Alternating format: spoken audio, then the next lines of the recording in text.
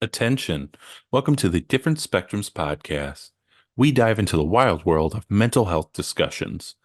Get ready for profound talks, a sprinkle of humor and sarcasm, and a touch of colorful language. Just a quick heads up, our show reflects our individual opinions, which may not align with the standpoint of the podcast, our featured guests, or any related corporate entities. Our mission? To illuminate through laughter and satire because everyone needs a good chuckle. Chill out and don't stress over the small stuff. Legal troubles? No, thank you. Cancel culture? Please spare us. We'd rather keep this space lawsuit free. So buckle up, have a good time, and join us as we navigate the vibrant realm of mental health on the Different Spectrums podcast.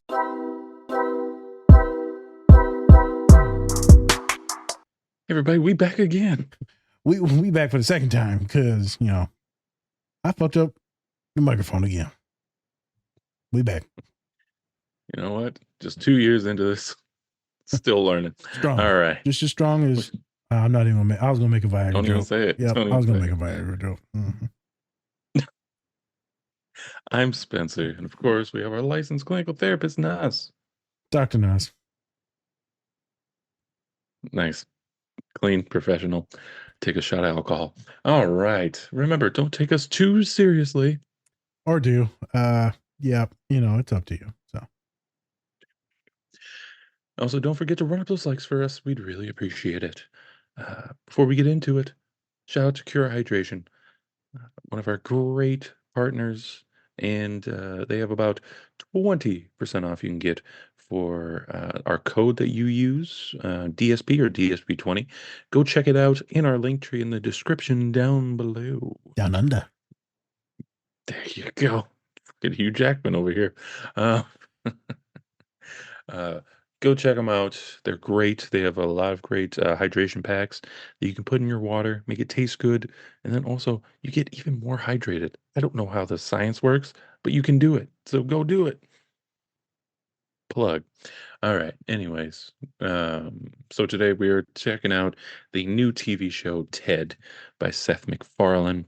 Obviously, Seth MacFarlane's done Family Guy, Ted, and a bunch of other shit that's amazing.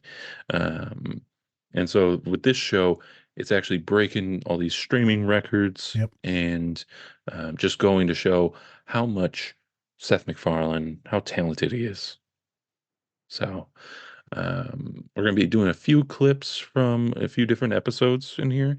The first one being we're going to be talking about how John's dad is an abuser and also a manipulator, as well as how he likes to shit on therapy and how some other people like to shit on therapy. I love how are the correlations between those? Yep. I love a good shit. Yep. I was going to be talking about couples therapy and how Go ahead. and just how it's skewed towards Jesus Christ. Just say it. therapists always like to go on the women's side. Just saying. But what if? But what if there's two women? You know what? Everyone has the Adam's apple. They go the opposite of that one. So may your first child be a masculine child. What movie is that from? Django. Ain't no goddamn holes in this pillowcase. It was Leonardo DiCaprio. God damn it. It's from The Godfather. It was. So, Nas, anything before we get into the scenes? So we're not misogynist. We do not always side with the women's. Disclaimer: we are not misogynist. But let's talk about it. I mean, only part time, but hey, off the not full record. time. Off the record. There's a lot of different topics in here. We're going to be serious about some topics when it comes to the family dynamics. What's going on with men and women. What's going on with accountability. This old school vibe that Spencer talks about, and maybe like the bigot dad, and he's always paying for stuff. What do you really do for the family emotionally? We're going to talk about, therapy, couples therapy, and how those dynamics actually work out and what's going on between that. And how people may feel like someone's choosing sides. There's no choosing sides. We're just having real conversations and keeping people accountable. And the one that never is held accountable feels like fucking shit in therapy. And then we're going to have some fun talking about kind of bullying. And we're going to talk about just fucking pegging people with eggs. So Pegging people with eggs? Hey, you get pegged, pegged in the head with an egg. All right.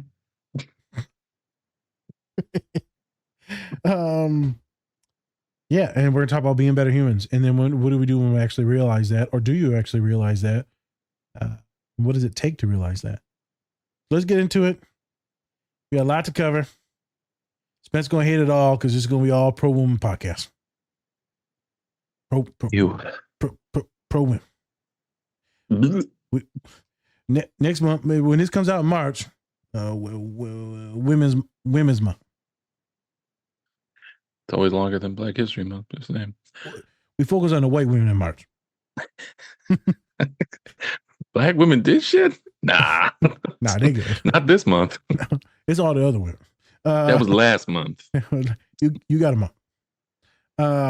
Jesus Christ. Let's get to the show. Whoop, whoop. Hey everyone, have you been looking for something to help you when you feel extra fidgety? How about when you have a sensory overload?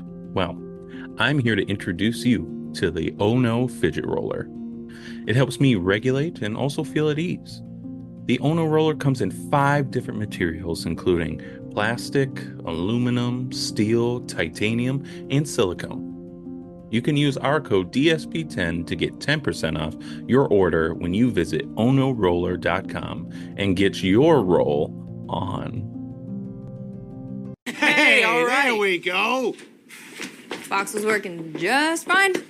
Well, it wasn't when I was down there. I don't know what to tell you. Oh, it's okay, honey. We know you were scared of the spider. What the fuck are you talking about? But there was a spider on the box. He's always been scared of the spiders. Wait, you were just gonna fucking let us sit here and read aloud from books? Screw all of you. Maddie, why?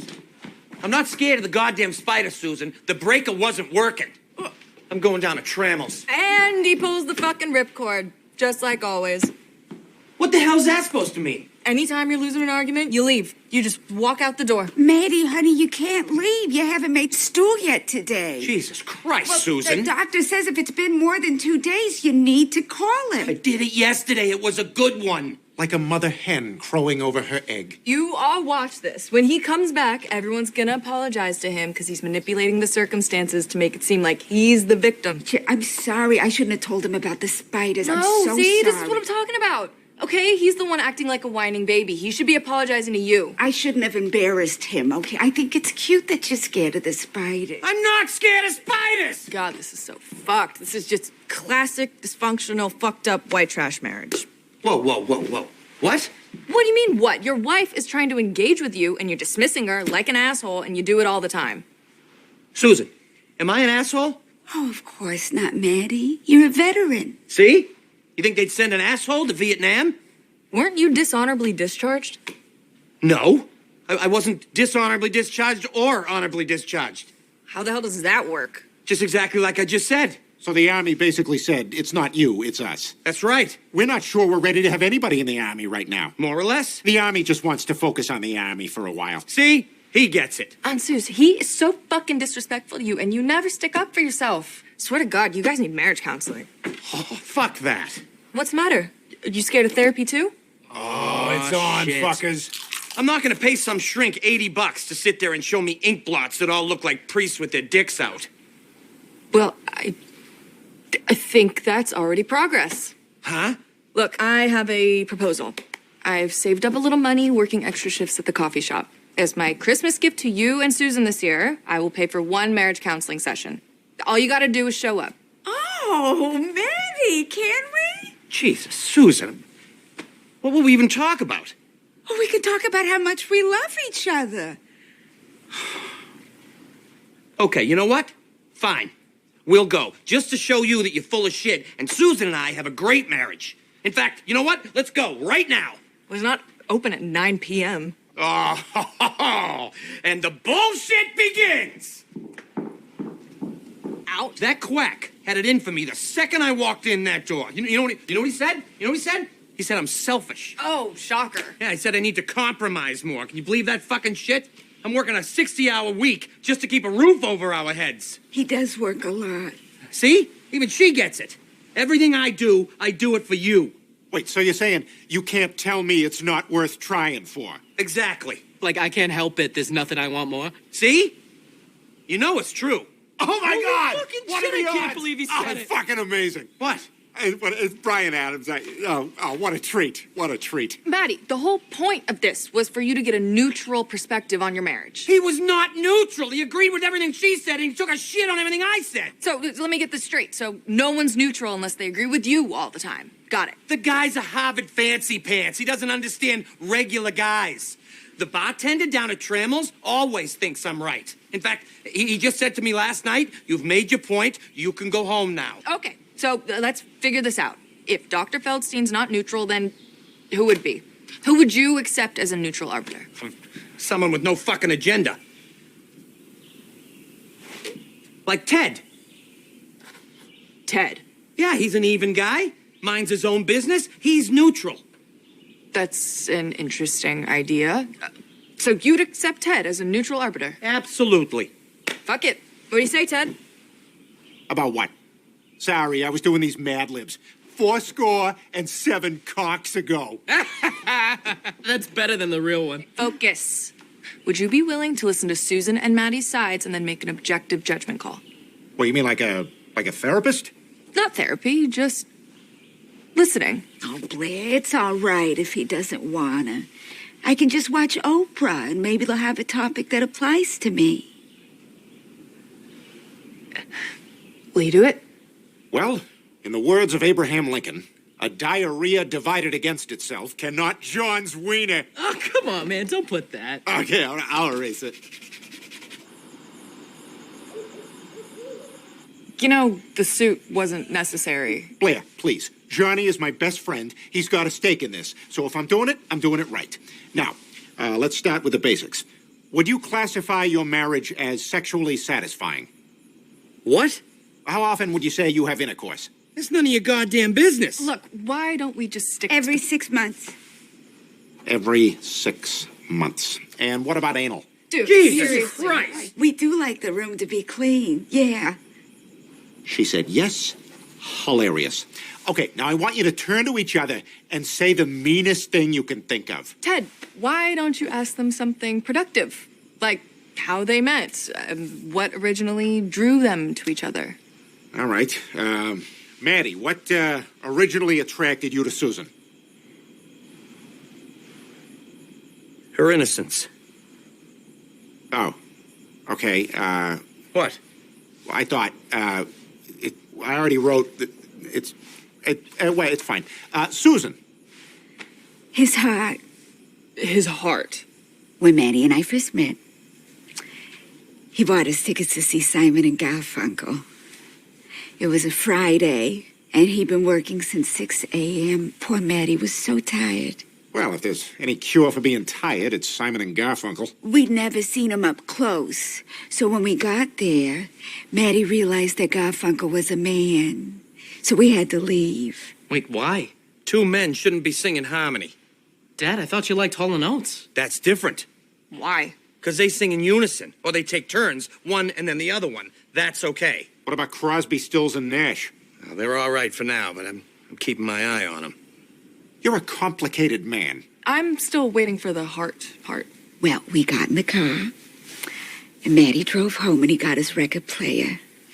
And he took me to Boston Common, and we had a picnic on the lawn while we listened to Sonny and Cher. And he bought me a rose, and he danced with me right there on the grass. You remember that? Of course I do. Maddie, you did that? Yeah, it was beautiful. She was this wicked smart college girl, and I wanted to impress her. See? I'm a good guy. That prick fuck shrink was way off, so fuck everybody. Mom, I didn't know you went to college. Yeah, me neither. What did you study? Well, I was going to teach You were going to be a teacher? Susan, that's amazing. I'd got my credentials, and I was all ready to apply for a job. And then I got married. Well, why couldn't you do both? Well, it just didn't seem practical with the groceries and the laundry and... Well, I mean, have you ever thought of going back to it? I think you'd be great. Oh, no.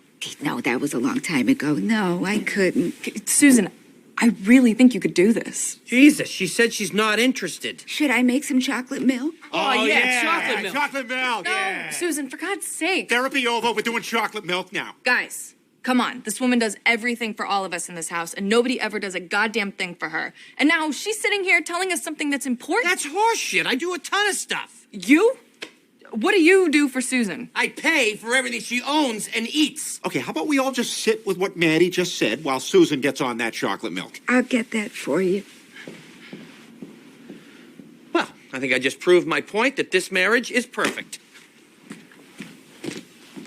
Yeesh. I couldn't say this in front of them, but they were both clearly molested. Guys, believe it or not, I think we did great. Really?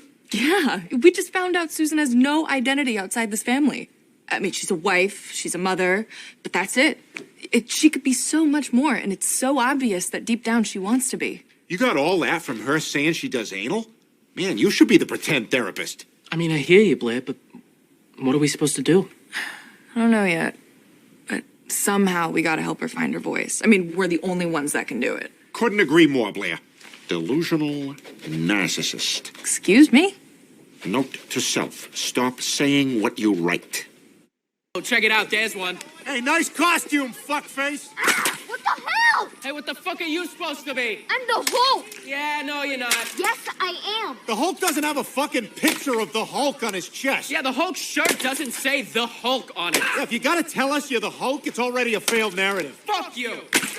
You asshole. Hulk's angry. Yeah, Whatever, dude. Hulk smack. Yeah, go back to Walgreens and smash there. Hey, you ever notice how the Hulk only talks about himself in the third person? I know, he's like Bob Dole. Shit.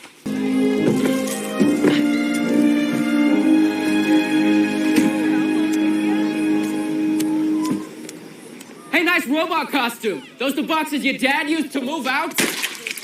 Hey, who are you, the Dark Knight? I'm Batman. Oh, what the fuck, you asshole? Hey, who you supposed to be? Olympic figure skater Scott Hamilton. Oh, man, you're gonna have enough trouble. Keep moving.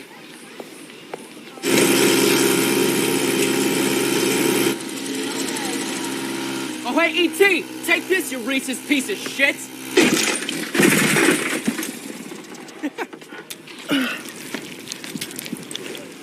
Oh, crap. What the fuck? Oh my God! Is this what we've been doing to people? We were wrong, Johnny! We were wrong! It's me, a Spencer, and I'm here to talk about our longtime collaborator, Cure Hydration. Cure is a premium hydrating electrolyte drink mix made with organic coconut water and pink Himalayan salt with no sugar added. It contains 4 times the electrolytes of leading sports drinks. My go-to flavor is grapefruit, but if you're not into that, you can go and get their variety pack with 8 different flavors to sample. Go to curehydration.com or go to our link tree and use the code DSP20 to get 20% off your entire order today. And we back again. We're back and we're live. This is live as a teddy bear in Ted, or that racist ass dump truck, Dennis. So, you know, rest in peace, Dennis. He is now a gay dump truck. I don't know what that means. I'm sorry. Is that what usually happens between people? Yeah, turns out the homophobe dump truck was actually gay as hell. It's probably never happened in the history of anything, right? He's like, I think about men. And I was like, didn't see that coming. I think about men in a sexual. Like, what are you going to be doing? Yeah, you're. I'm going down to Florida and fucking. You're like, Jesus. I wasted my whole life being straight. He's like, you're 3 days old. Okay, let's get to the show. Anyway, so like we said before, Ted is just a prequel series from the movies with Mark Wahlberg. Um, and like I said in the beginning, breaking streaming records, doing great things, just showing how Seth MacFarlane just can make anything turn to gold. It's good. Turn to gold. Yep. Did with Orville, now he's doing it with Ted. So Orville was so good. yeah, so good, especially the last season. So good. Yeah. Hopefully they bring it back. They won't, but No. anyways, so first scene that we're talking about is going to be the therapy scenes, right? Because after the breaker goes off in the house, Maddie, who's John's dad, uh, can't turn him back on because there's a spider, but he just doesn't want to admit that he's afraid of spiders. Little Doesn't like punk. them. You like spiders, Bill? Can't just kill spiders. Yep. And so then, of course, Blair, who is Maddie's niece, um, just confronts him, tells him that it's like, why do you always, anytime your wife tells you something, you immediately dismiss it and then walk out the door when there's an argument. Yeah. I think so. So then that proceeds, and then she suggests that they should go to couples therapy. And then they don't do therapy for long because he mostly validates Susan and not Maddie. So, Yeah. a little bit of backstory on Susan. She's just like a sweet mom, just a sweet mom, Yep. just likes to take care of her family and do her thing. Yeah. And of course, Maddie's just this bigot piece of shit. Just anything you try to make him do, he immediately dismisses it and does not want to do it. Yep. He does it on his own time because he's his own man. That's I right. make all the money. And I buy all the stuff. So listen to me. I do everything for y'all. Respect my ass. And then of course, then we have another scene with Ted where he is the therapist in this. Some would say that he's a good therapist. Some would probably say he's not. Hey, he got the job done. He got the job done talking about them titties. All right, so Jesus Christ. He does bring up breasts in the he does. scene, yeah. I may have used a different word, but same Yeah. thing. Jesus. What's funnier, breasts or titties? Oh Titties. my God. Move it forward. So yeah, they're doing this scene, and then we find out why, how Maddie has changed through the years, and he's not as sweet as he used to be. He's become hardened. Hardened from life. Yeah, I mean, once you do something to a dog in the war, that'll turn you. That'll turn you. White men have it so hard. They have it so hard.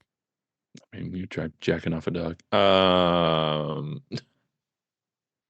In the war, nonetheless. In the war. Yeah. There's a lot of weird stuff in this show, people. It's great. If you're a cancel culture person, I assume you're not because you're listening to this pod. You will love this show. Tons of like funny stuff in it. It should be noted that Seth MacFarlane is very progressive, a big advocate for a lot of different things, a lot of queer issues, LGBTQ issues, trans issues. We're talking about a lot of women's issues, reproductive health issues, a lot of wonderful stuff that he's talking and posting all the time on Instagram, Threads, everything. His Orville show was magnificent when it comes to mental health, gender, sexuality, race. Like, it was magnificent.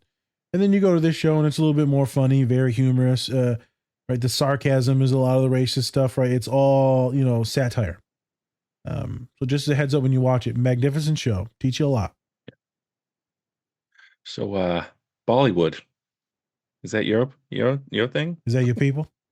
Is that your people? The other day, we were at this is terrible. They're like, Nas, you're the only one that could say this stuff and get away with it. And I was like, I'm going to hell. And I shook one of my homeboys' hands, and my other homeboy's like, motherfucker, you ain't never shook my hand. I said, it's part of his people, his culture. Yeah. He's an Asian dude. The white guy was so mad. And the dude's wife was just looking at me like, what the? I was like, y'all Hand know what back, it white is. man. This is not you. Yeah, it was interesting. Yeah, terrified. I told you I had nightmares about how embarrassing I was that night. So it was pretty bad. All right. All right. So, one thing we want to talk about is how Maddie is Let's do it. abusive slash manipulator. When the show kind of caught you on that, and what do you? I mean, like, how do you kind of combat that? How do you combat that manipulative way of somebody? And even though they think like they're always right, and they're going to try and make you think on their side of things. Dude, it's tough for a lot of people in that situation. It's an older generation there too. We're talking like 60s, 70s, 80s stuff. Um, Things are different. Masculinity is different. A lot of women at home. So it's like the normal housewife or prototypical housewife kind of setup. Dad's working a Yeah. lot of hours, houses, everything technically is more affordable back then compared to now. But everyone has to work now. Don't matter if you want to stay home. Motherfuckers can't afford rent. It's true. But besides the point, you get him and his nastiness, his hatred, I get it, he's overworked, probably super stressed, anxious, drinking a lot. But the niece that lives with them calls him out on all this shit. And she was also in Orville, should be noted. She was one of the folks operating the ship. And she calls him out on a lot of different things. Everyone. She calls folks out on racial issues, sexist issues, homophobic things. She herself is gay in the show. And there was a wonderful scene where he's combating her. She's fluid. Oh, she's fluid? Oh, that's right. I think she's like pansexual type of thing. Yep. Okay. Yeah. She said, I'm fluid. I'm fluid. Like, girl, what the hell is my you? personality is not what their genitalia is. That's right. I like your thoughts. Not your ass. The other day my homegirl at work was talking and she said, yeah, man, my boyfriend, she's Mexican. And she said, my boyfriend squats 550 pounds or deadlifts 550 pounds. I said, damn, I looked at the white dude who's my other coworker and I said, he got a fat ass. She goes, look at him. No, I don't even have to look at him. I just know if you deadlifting 550 pounds, I know you got ass. But why'd you look at him and say that? Well, I looked at the other guy. He don't even, it's just a random coworker. Why'd you look at the I don't know, because it was another man. I don't know. I was another man appreciating another man's ass, metaphorical ass. And she looks at me and she goes, that's America's ass. She looks at me and she said, he does. I said, I know he does. Deadlifting 600 pounds. Shit. Take a drink on that one. All right. So, like you said, how do you combat this? It's really tough to happen in the family dynamic if it's just a nuclear family. So like the children and stuff like that, it depends on what age. It's really hard for you to be like a young one and be like, hey man, why you treat mom like that? As we make reference to abuse in the family, we look at a show like Echo where there's a lot of physical violence and he's the kid like really wants to do something to protect his mother. Well, we don't advise this, but he murders the fucking dad. A lot of this usually doesn't happen until later in life, until the kids are like more grown. I would assume, Spence, I'm going to shift a little bit, that projecting out forward, the dad's going to act like that. Mom's just going to take the abuse, the verbal punishment, just submit to everything. Kids are going to go to school, going to end up kind of hating their dad, feeling really sorry for their mom, maybe a lot of resentment for mom for never really sticking up or leaving. Kids will always side with mom with stuff. Mom will threaten divorce, but never really say it to the husband. And then one day, like, they will split and they'll come to me, the therapist, and they'll be like, yo, man, I fucking hate my dad for this, this, and this. I'm like, man, set your dad straight. And they're like, I can't. He pays for everything. Like every single time. She can't leave him. He pays for everything. Or I can't, because, he pays for all my tuition. I'm like, okay, well, we're going to set you up as an independent. We're going to file taxes independently. We're going to get you financial aid. You're going to take out some loans and you'll be good. Well, I don't want no loans. Also, there's a price. So there's a price to your mama and yours freedom. God. Because no one wants to cut the cord. So how do you cut the cord is you have to develop a lot of confidence. You have to know that you'll make it on your own without all that financial issues. But the only way someone changes like him, the dad, is if you confront them with kindness and love. But with his dad, it's easier to confront him because he used to be a sweetheart, but now he's just a shit ass. Some of these dads are legit narcissists, abusers, like through and through, like, and they're getting off and enjoying it. Probably no negotiating with that. They're probably going to rage. So all these that are listening to the pod, be very cautious because they don't want you or your siblings or your whatever partner it is. Doesn't matter if it's mom or dad. I'd be cautious in these conversations. Know that you're safe. Maybe have something lined up if you and the children and other kids need to leave. Right? Have things set up before you have some of these talks. But it's usually about confronting them about their behavior and like demanding respect. Right. Children and stuff, like I said, they're worried about the other siblings. If they're in college, they don't want to stir up no shit because their younger siblings still at home. So if I pop off on dad, what's he gonna do? Go home and beat my cousin or my little brother, my little sister? So you can't have that. So right, it puts you in a weird pickle, Spence. And we see this a lot. It's not always men too. I mean, we're talking about men in the olden days, but there's a lot of moms too that have this behavior with their children that I see all the time. Yeah. That are just traumatized and manipulated. So the way he treats the mom is the way a lot of parents, doesn't matter what gender, treat their children. And so, right, they'll come into therapy and it's like, how do we set boundaries?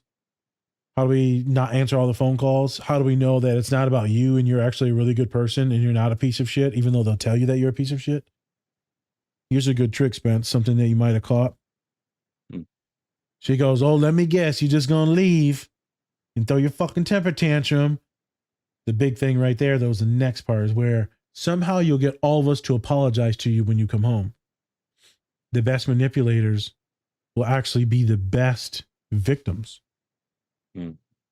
It's common denominator with most abusers is you'll see them play the victim role and then you'll end up giving them sympathy and then you'll end up apologizing to them. It's like, what the wait a minute, you beat my ass. And now I'm saying sorry because I made you mad because I said I didn't want to cook no chicken. Right. But I'm apologize. But my face fucked up because you don't beat my ass. Don't make no sense. And I do want to point out though that Maddie's not physically abusive. Yep. Just want to point that out. Not physically abusive at all. More of an emotionally abusive person. Yes. Rather than anything. He doesn't beat John or his wife or anything like that. Never really gets to that point ever. Thank He's God. just more like set in his ways and it's just like, you're not gonna tell me like what to do and all that. Yeah. So he's Just much want to more, point that. and he's not even direct abusive when it comes to like putting you down and calling you stupid or No. it's more invalidating and Right. neglecting any love or support, validation.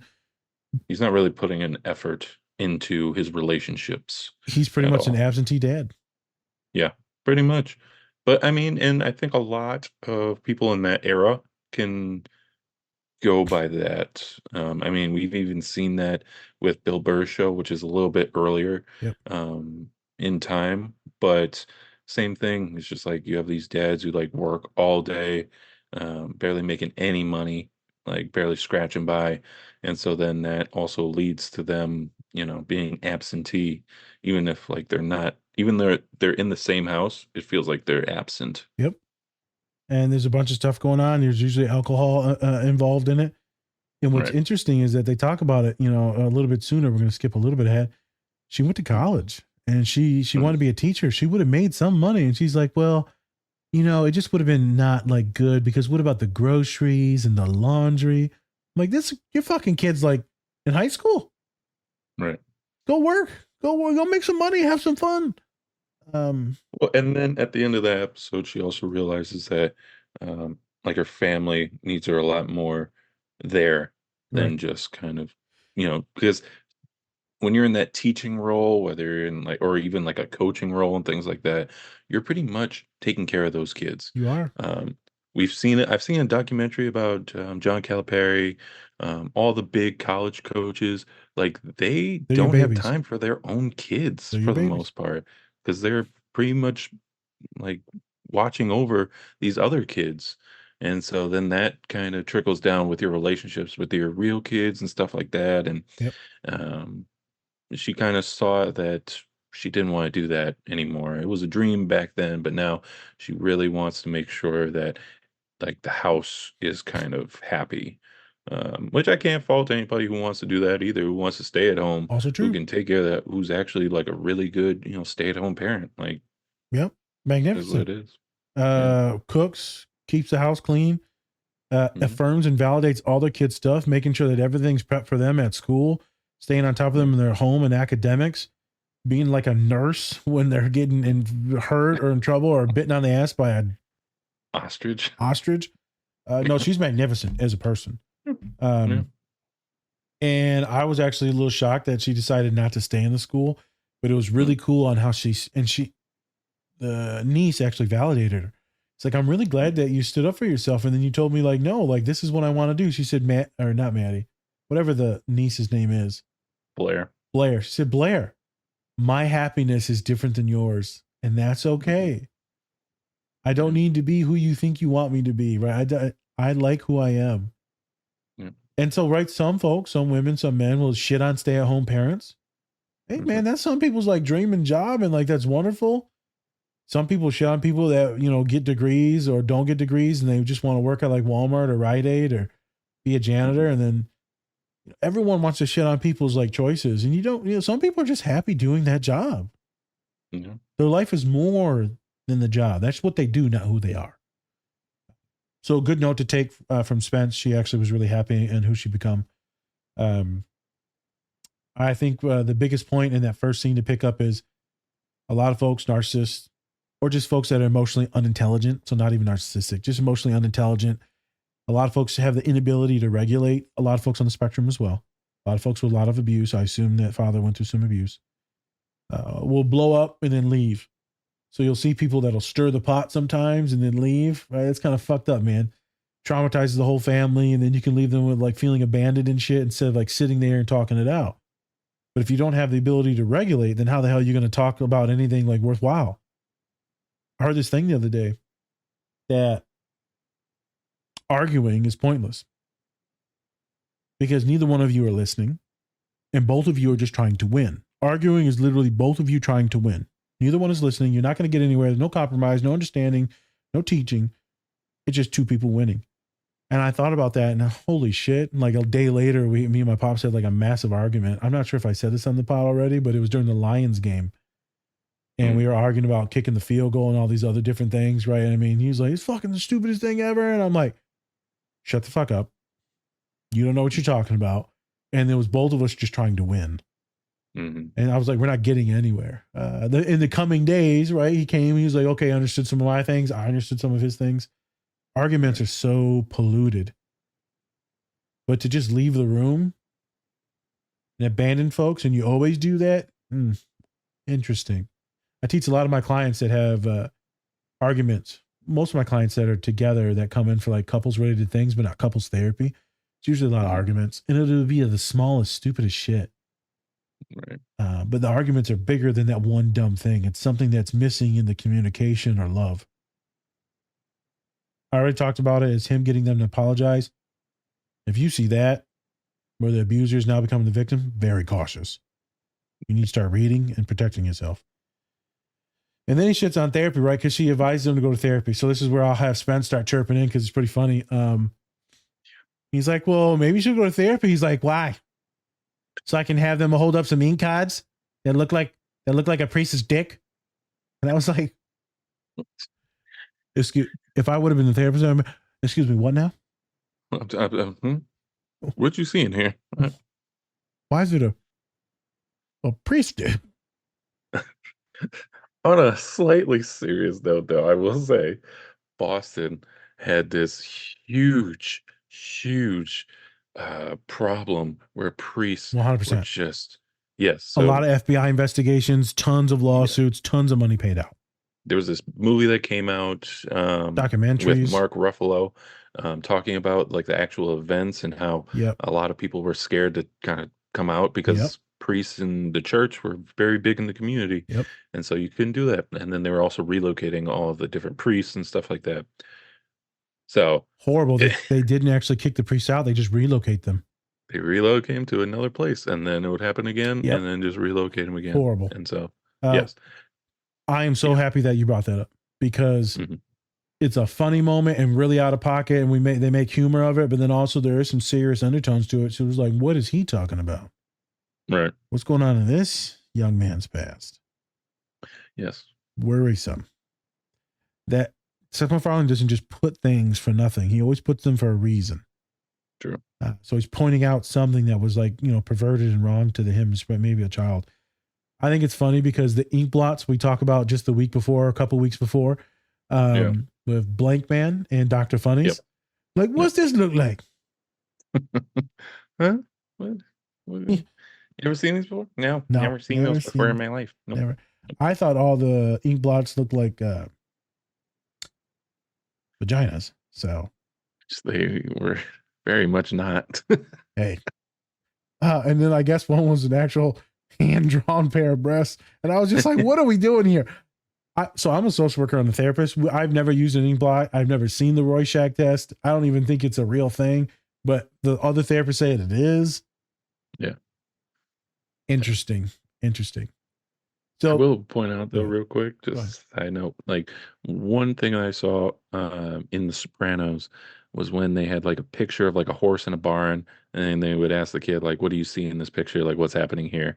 And then they diagnosed what's his face with like ADHD or ADD, one of the two. So that's different. That's Yeah. a different type of test where you can give kids or children to look at, or any adult to look at pictures, and you get them Mhm. to figure out like what's going on, and then you can kind of figure out some stuff. I had the one where we did a drawing, and based on the drawing, you could diagnose a lot of things about depression or PTSD. If there was a sidewalk or windows on the house, if there family Mhm. members holding hands, is there a Mhm. sun or plant foliage? The more bland it was, the more depressed or messed up the kid was. And Yeah. I was like, well, I didn't have any of this shit. I was like, I just fucking suck at drawing. I was like, so like, I don't know if your test is valid. They were like, who hurt you? I was like, get your bitch ass away from me. It's like, I'm just not creative, okay? yeah, Jeez. I'm just. And my homie told me, instead of saying the R word, you just say ridiculous. I'm just ridiculous.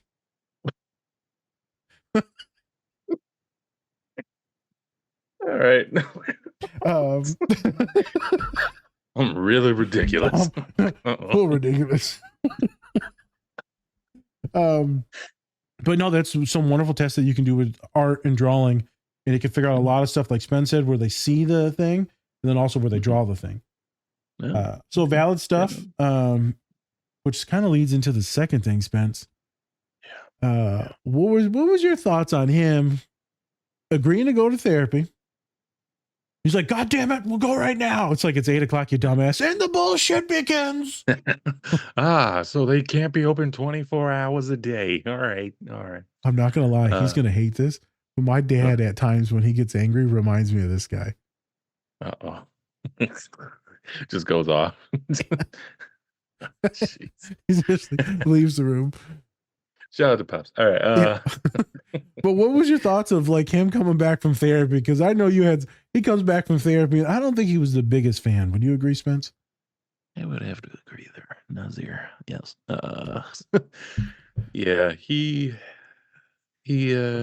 he thought that the therapist was leaning more towards whatever Susan said and validating that, while saying that Maddie was wrong in everything he says, which, I mean, he's like, what do these guys from Harvard know about blue collar guys like me? Eh?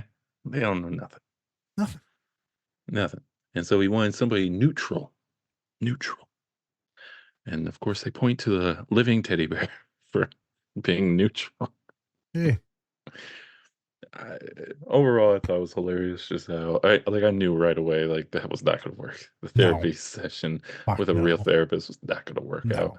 out. He's too far into his own head to ever take that. And I mean, classism is a thing, right? Yep, Like, it is. it is. It's a big thing. And so it's like, why would I take advice from somebody who might not have been in the same shoes as I am, right? They haven't done the same thing. They're not working a minimum wage job or anything like that. they went to Harvard and like their life is on track.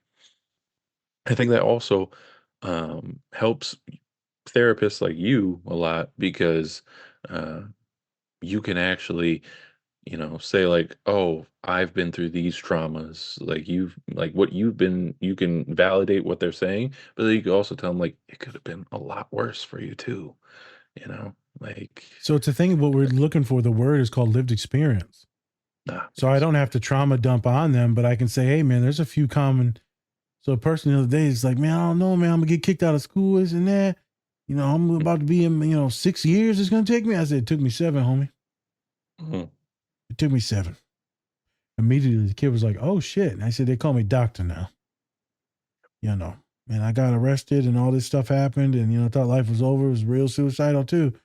But if my dumb ass can do it and my nephew can do it, then you can do it. Mm. And there's just those lived experiences. I was talking to the kid and I said, this and that. We talked about the food pantry, right? Because they didn't have no money. And I said, I'm gonna be real with you, young man of color. And I said, you gotta stop being a little punk. I said, I'm gonna be real with you, man. You ain't got no money. You putting the pressure on mom to give you some money. Mom ain't got no money. Take your ass to the food pantry on campus. Go there Sundays and Tuesdays. I don't want to hear it. I don't want to hear about the pride. I don't give a shit. I went to food pantry my whole damn life, or not the whole life, but a lot. And in the church. And then I've given back and worked at food pantries and like helped folks. So if you need it, go to it. If you're on food stamps, that means you need it and use it. Don't be ashamed of it. You pull out that goddamn card, you buy your groceries. Yeah. Right. There is some bullshit out there in politics. Certain party, certain folks that will say that, this is socialism and all that. Well, in actuality, it's capitalism for poor folks, this class system, socialism for the super rich, because they're getting all the shit. What you don't know about is all the loans that they get and all the loan forgiveness that these companies get. But then, God forbid, a mom with like 3 kids gets any food stamps. So I just wanted to say that. And so you have these. Also, go ahead. Yeah. Just, overall, millions of people go hungry every day.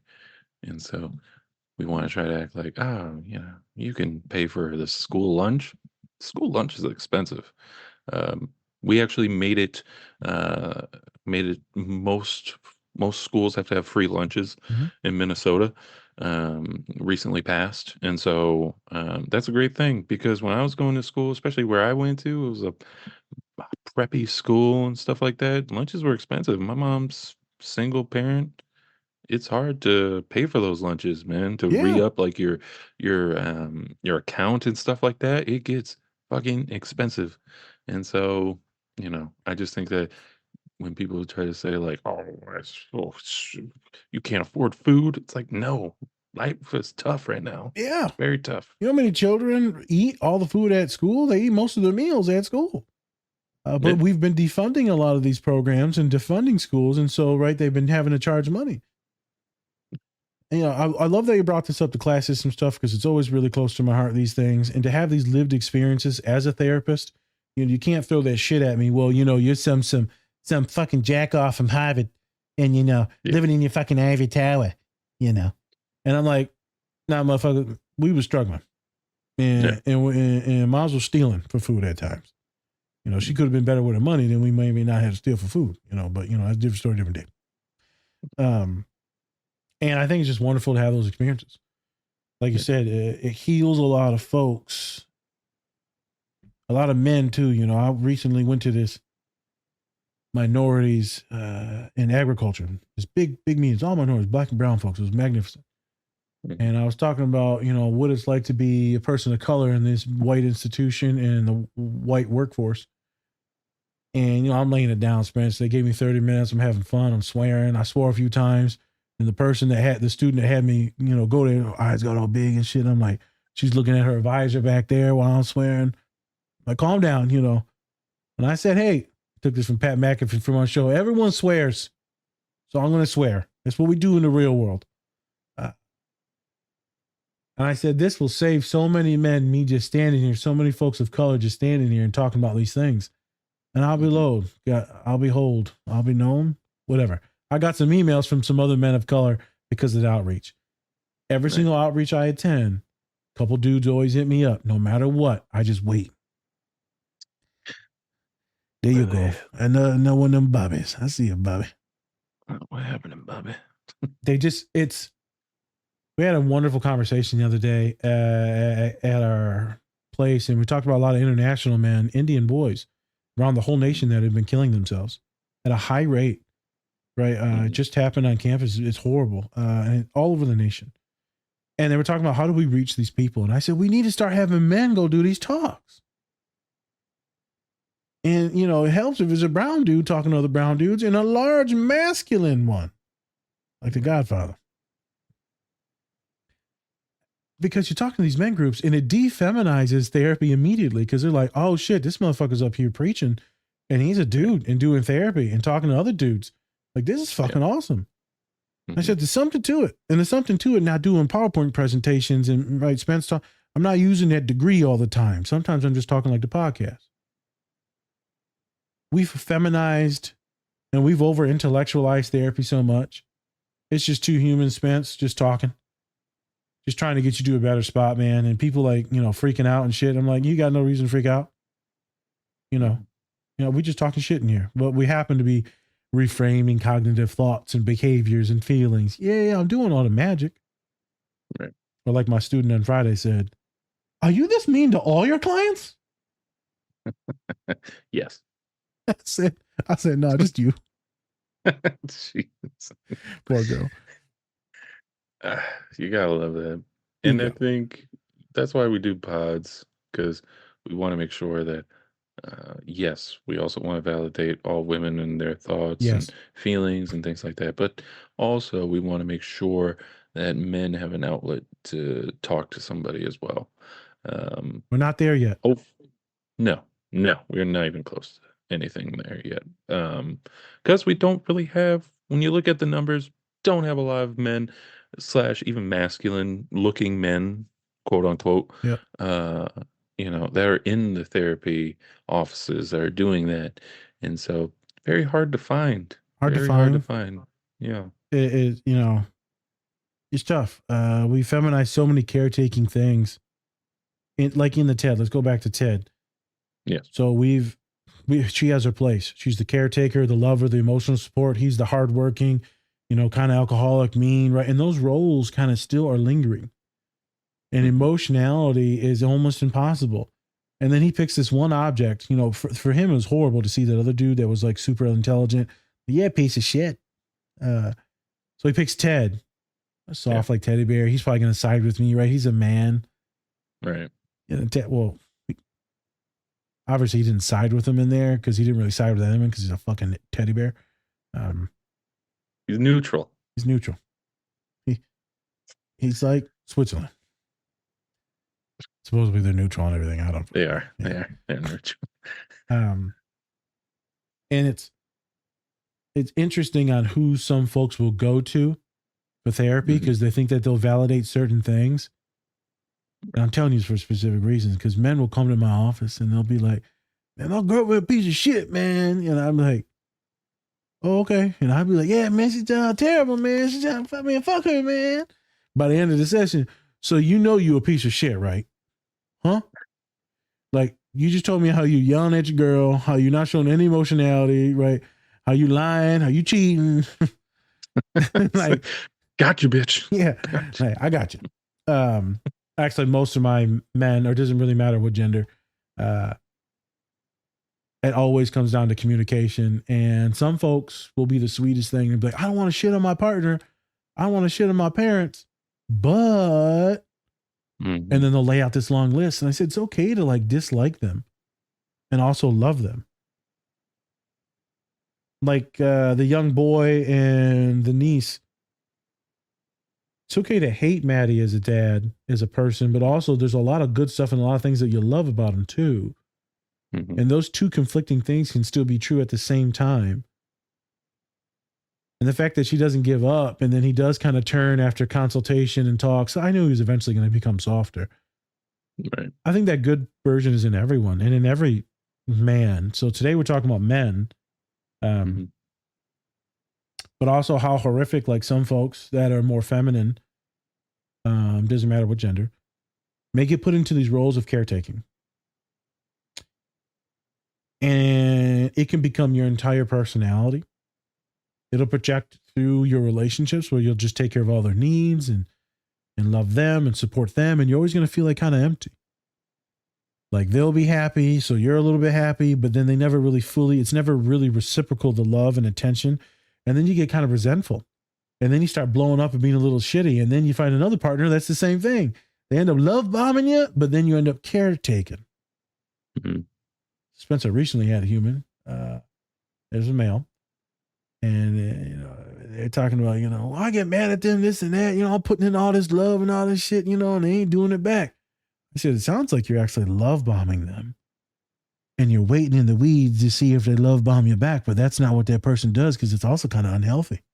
So you're looking to see if they're a piece of shit or you're the one that's playing games and you should just tell them that you need a little bit of love. Get all big-eyed. I'm doing that? I said, I don't know, are you? And they go, I think I am. I'm like, well, just stop doing that. Okay. And it usually leads to conversations with their partner about what the hell is going on and why they're doing it. That way it doesn't destroy the relationship. Right. No one's trying to be shit asses. No one's trying to be malicious.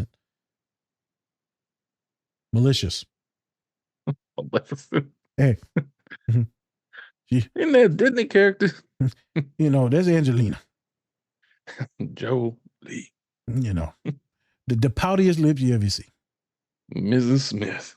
That Mrs. Smith. You're right. My lips do get pouty when I do that. I know. How my jaw just relax. Oh, Bubba Gump looking ass. I like, oh, damn, sure. Better tuck that lip away. You're going to get on a tripwire. I don't even know what the hell we're talking about, but yeah, I lost all train of thought. But magnificent scene when they're trying to get his dumb ass into therapy, man. And I love that we're talking about it. Obviously, we're talking about the women there at the end. Now I'm getting back on track. Is to find your identity outside just caretaking. Mm-hmm. Hey, did you want to go to school? Did you want to do some of these other things? Are your parents forcing you to do this and you have to do it because of money and economics? It's a really tough fight. I said something to my dad the other day. I said, hey, man, I'm going to get one of them dangly earrings.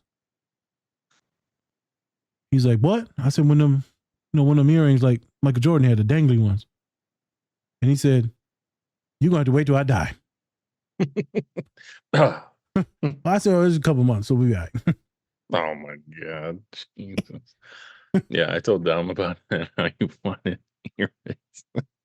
He was just like, okay, all right. Okay, yeah, I can see her saying that.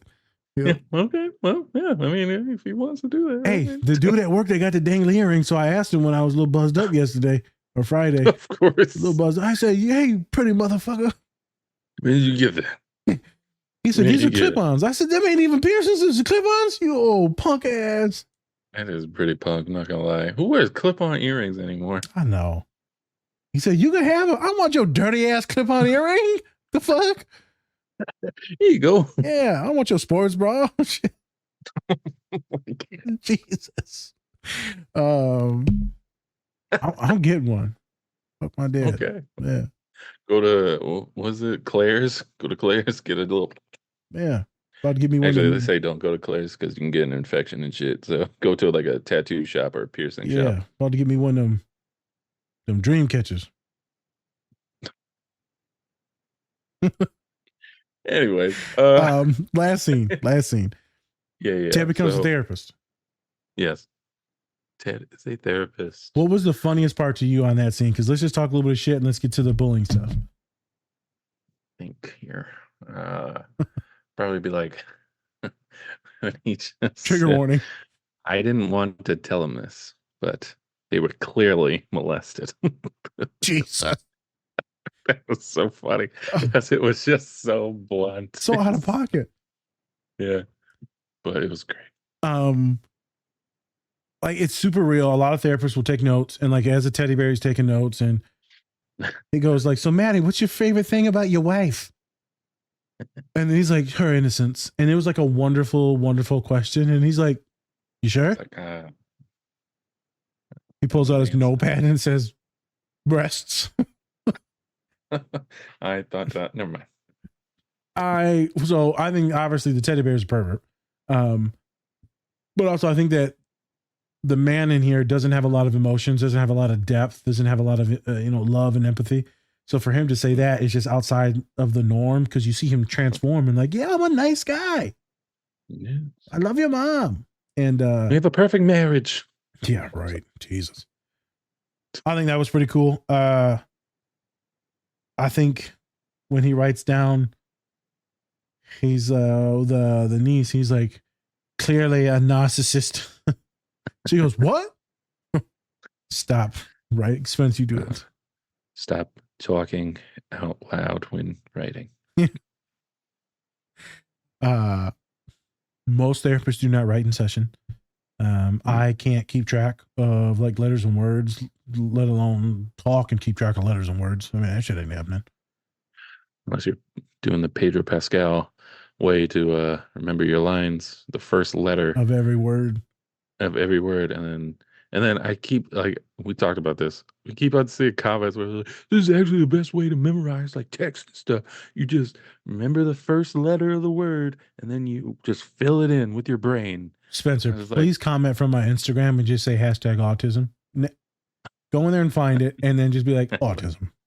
I will. Thank you. I'll put that in there.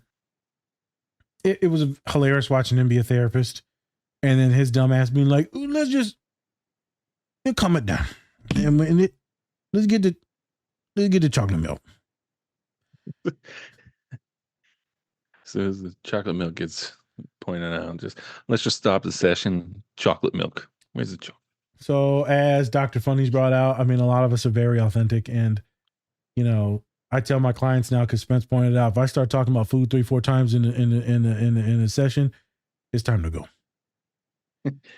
It's time to go. And they're like, Nas, why you talk about food so much? My fat ass is hungry. What other reason should there be? I'm telling you. So it's just interesting about that. Him being able to manipulate the situation and trying to pull a fast one, and the niece continuously grounding him in reality, continuously pushing the envelope is magnificent. And I'm glad that they had that show. I'm glad that McFarlane had her in the show. All right, Spence. For the funnies, we're going to have a little bit of fun with this one. What the hell was going on in this scene? Have you been this person in these last two scenes? Or are you still not necessarily, have you not figured it out yet? You still a piece of shit. Have I figured it out? Yeah. We talk about the egg scene? It's Yes. fucking, Yes. yeah. I mean, look. It is what it is. What are you gonna? It was a time. Look, it was an honored tradition. Ted and John would go up on the roof and throw eggs. Yep. Right. What are you gonna do? That's their bonding moment, or one of them for Halloween. And so, I mean, I would say like my really piece of shit move is just talking shit all the time. Teasing. Just teasing. Yes, yes. And I don't usually tease people who, I'm not like them where it's just like, if you're already down, I'm not going to kick you. Okay. Right? I'm not going to do that. I'm more of like, oh, you think you're on your high horse. Let me tell you about your stinking ass feet and how they're stuck together looking like penguin and shit. Let me tell you about how your dad is cheating on your mama. Let me tell you how your dad's actually your cousin. Anybody talk shit, I'm always just gonna, and it's more of like, if you feel like you have like a higher up, whatever it is, whether it's like IQ, you think you're better than me, and status wise, I'm just like, okay. Okay. All right. That's why your mama left. So yeah, you're not as malicious as they are, because they're out there just kind of pegging people. I'm more like when Susan gets the teaching job and then Ted defends her against that like mean cheerleader. Yep. That's what I like to do more. Yeah. Protect people. Yep. bite back. Yeah. Interesting. I'm gonna do a little pause. Oop, just hit my mic. I don't fully like all the stuff that he does now because it's kind of a snake oil salesman, but there's just bodybuilder that I used to follow and still follow, Mike Rashid. Protein supplements, all this stuff. And he was on a podcast the other day and he said, I love when people comment or say something to me. He's like, especially the N-word. And he's like, okay. And he said, I don't mind it because I'm going to clap back at you with a whole bunch of stuff. He's like, we were raised razzing people and roasting people. So you want to call me that word? And he's like, you about to get a tongue lashing, bro. I'm about to get you. And he's like, I don't really get mad at it anymore. So even other slurs, I think it's an interesting way to think about it. People that come from places where there's a lot of shit talking. It's interesting. Yeah. Get ready for a fight. Interesting topic. So for you, I want to know, and I want to know from any of our listeners, when you meet somebody, do you ever stockpile a few insults just in case they turn out to be an asshole? Jesus, what are you talking about? Just if I'm meeting somebody new for the first time, right? And in the if I our relationship turns sour in nothing personal, but it's more of just back of my mind. If they start talking shit to me, then I can immediately come right back at them with a few other jabs. Yep. It's more of I'm prepared. If they talk shit, then I can talk shit right back. More like that. I think the malicious part of me does see negative things because I'm just used to being kind of mean and nasty because that's how we grew up, always being aggressive. Mm-hmm. So if someone's, I don't do this now, but I still, some of the thoughts are there. I do judge. Thin, skinny, different hair, different shoes, right, certain unkempt things, too kempt, right? I mean, you can razz anyone about anything. And so I think my brain actually, I'm being just very honest, kind of goes there automatically. People are like, oh, everyone's judging me. I'm like, no, they ain't. My brain collects the data, but I never have any intention of using it. Yeah, because that was just thing we were all traumatized to do in school. I think the way that Ted does it, kind of weaponized it afterwards, is probably more the way I go as well.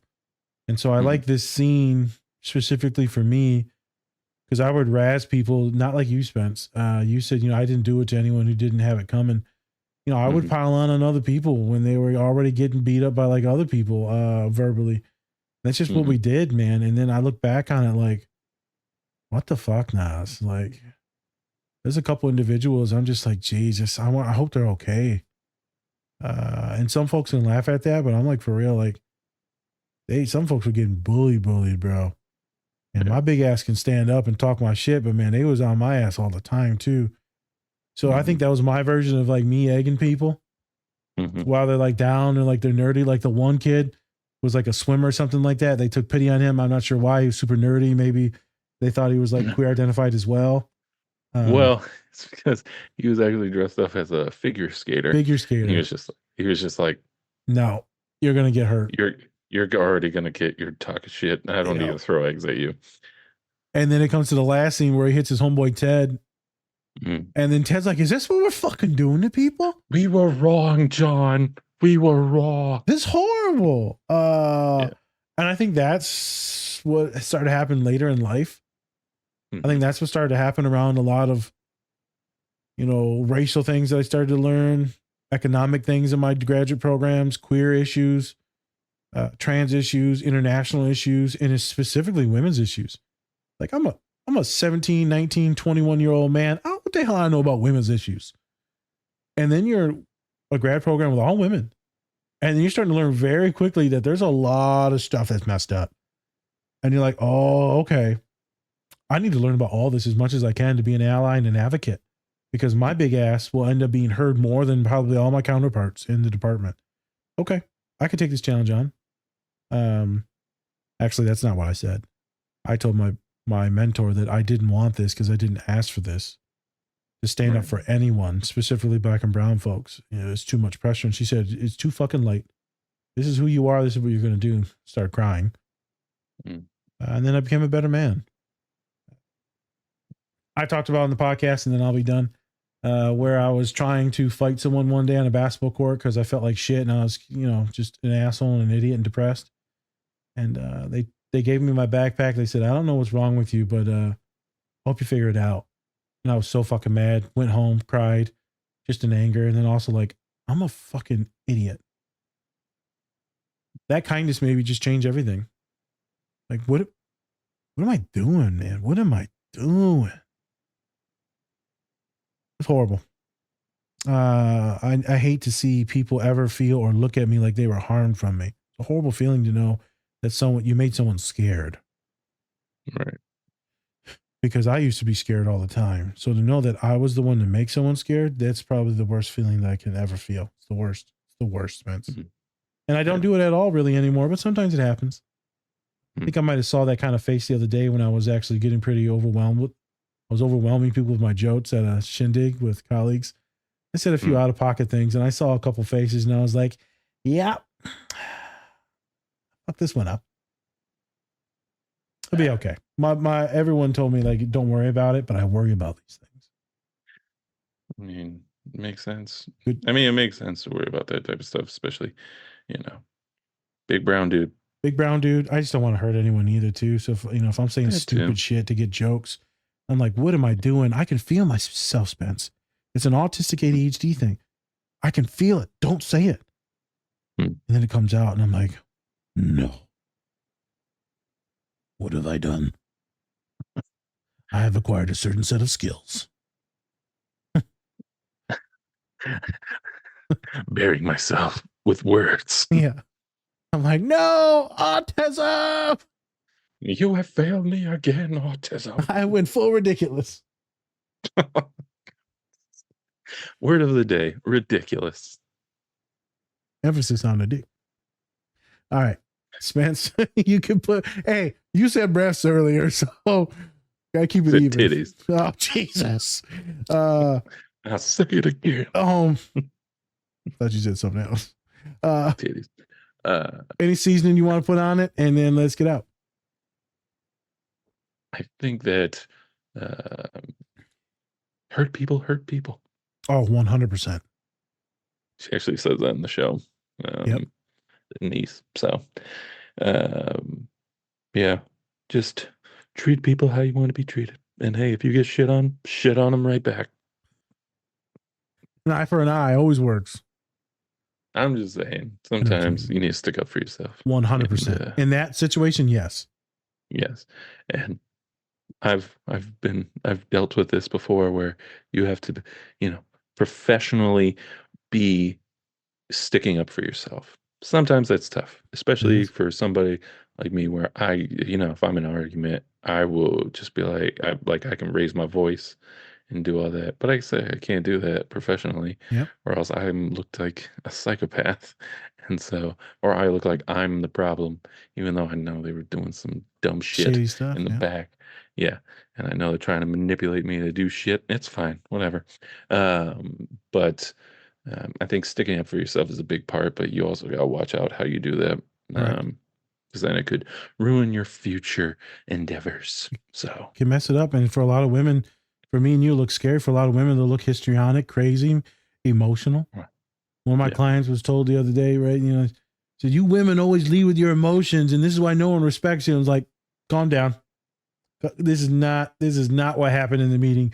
You're being emotional. My human brought up things very correctly. So it's just an interesting dynamic on how no matter who you are, people will always hold a bias against you. But keep talking your shit, folks. Keep spitting your game. Stand up for yourself. Like Spence said, different words, but don't be no little punk. All right. And on that note, thank you everybody for watching. Go check out the show Ted on Peacock. Great show, hilarious, and has that great Family Guy humor that Seth MacFarlane has been doing all of his career. So go check it out. And with that, thank you for watching. I'm Spencer. That's Nas. Different Spectrums Podcast. All right, everyone. Much love, and remember, take care of yourselves. Or don't. It's completely up to you. Peace.